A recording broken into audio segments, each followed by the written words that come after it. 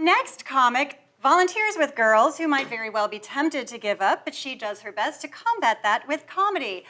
She just got back from performing her hilarious one-woman show, Anne Frank Superstar, in New York to great acclaim.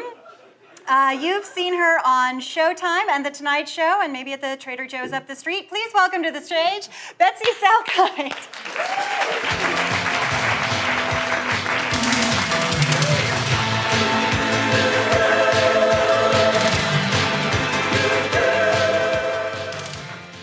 Thank you.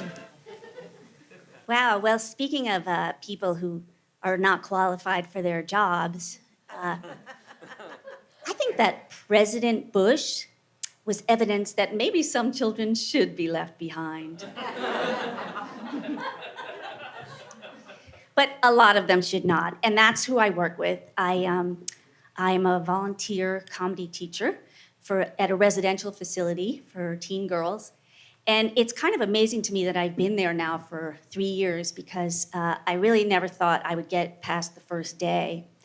My first day of class, we got into a circle, or, kind of, because I couldn't quite make that happen, but, and we played an improv game called Last Letter. And for those of you who don't know it, basically you just go around the circle and you say the first thing that comes to your mind, first word. And the only rule is that your word has to start with the last letter of the person before you, because that's supposed to keep you from planning in advance. So we're going around the circle, and one girl said barn, and the next girl said nigger, and the next girl said asshole. And I said, okay, time out. Her word ended with an R and yours started with an A. And the second girl looked at me horrified, said, nigger? I said nigga. I was like, oh, well then asshole's fine, carry on.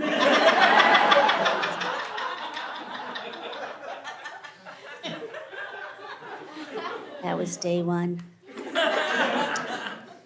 This is not my real hair, by the way. It's my real hair, but it's not its natural state, because its natural state's really a big Jew fro. But now I go to a black hairdresser so I can look Asian.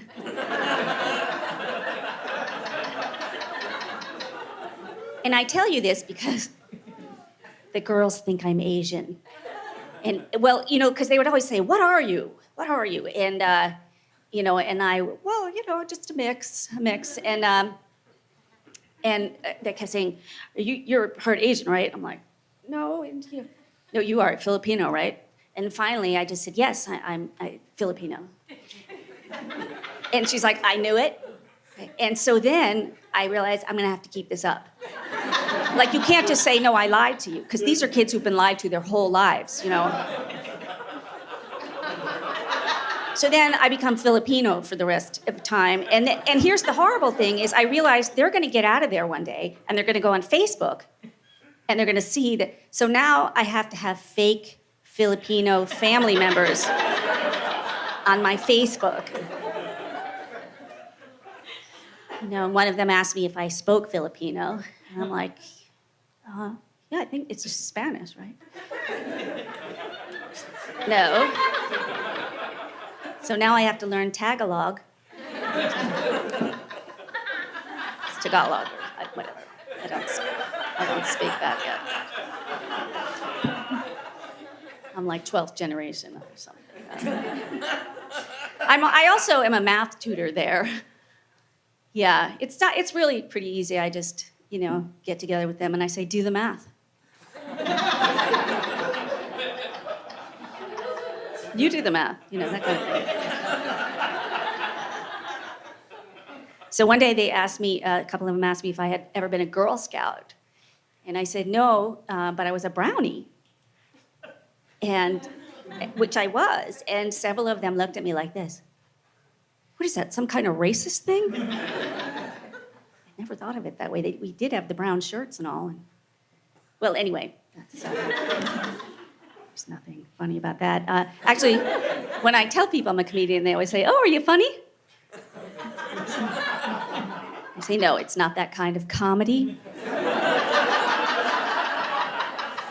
But here's the crazy thing is, they would always want me to do some comedy for them to, prove that I'm have something to teach them. And then I'd tell them my jokes, and they would look at me like, oh, people laugh at that? And so I started to do these shows at the house, and I invite in professional comics, and as time has gone on, some of the girls from the house as well, and we do shows at the house. But I can only do a tiny bit of my act, which I'm going to do for you now. And this is the part that they like, because they don't like my jokes.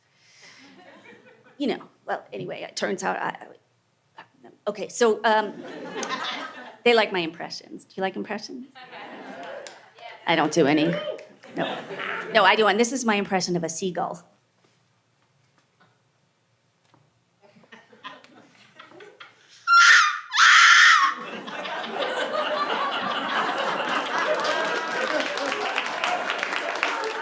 Thank you. I have a lot of free time. Okay, this is my impression of my cat sneezing.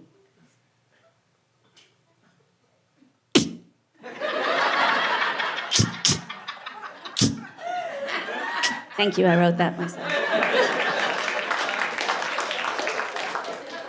And now the cat in heat. No, I'm not going to do that. I'm not going to drag myself along the stage. Although they do make me do it. But anyway, this is the male cat's response.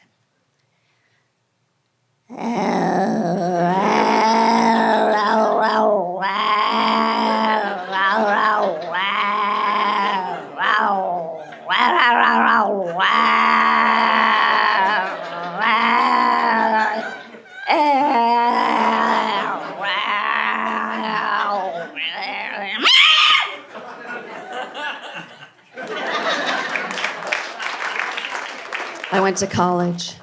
All right, well, I'd like to just close here with my favorite animal.